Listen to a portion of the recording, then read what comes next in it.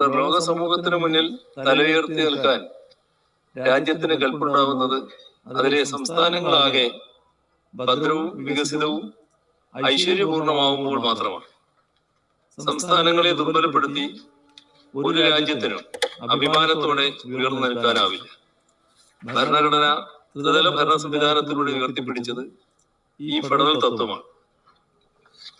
എന്നാൽ കഴിഞ്ഞ ഏതാനും വർഷങ്ങളായി കേരളം മുന്നോട്ട് വെച്ചിട്ടുള്ള ന്യായയുക്തമായ ആവശ്യങ്ങൾ പലതിനും യാതൊരു പരിഗണനയും കേന്ദ്ര സർക്കാർ നൽകുന്നില്ല എന്നത് കേരള സമൂഹത്തെ ഒന്നാകെ നിരാശപ്പെടുത്തുന്നതാണ്.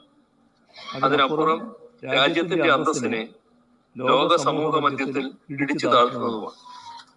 ലോക ശ്രദ്ധയാകർഷിച്ച വികസന പരിപ്രേക്ഷ്യം മുന്നോട്ട് വെച്ച് രാജ്യത്തിനും ആഗോള സമൂഹത്തിനും മുന്നിൽ അഭിമാനാർഹമായ നേട്ടങ്ങൾ മുന്നോട്ട് വെച്ച സംസ്ഥാനത്തോട് തുറന്നു വരുന്ന അവഗണന ജനാധിപത്യ ഫെഡറൽ മൂല്യങ്ങളെ അവഹേളിക്കുന്നതാണ്.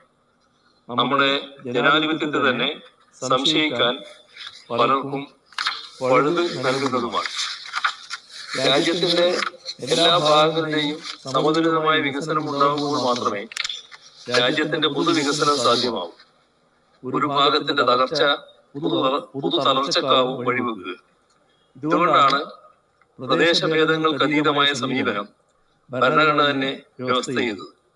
എന്നാൽ യൂണിയൻ സർക്കാരിന്റെ വാർഷിക പൊതു ബജറ്റ് മുൻ വർഷങ്ങളിലേതിനേക്കാൾ കൂടുതലായി ഈ വ്യവസ്ഥയെ അട്ടിമറിക്കും.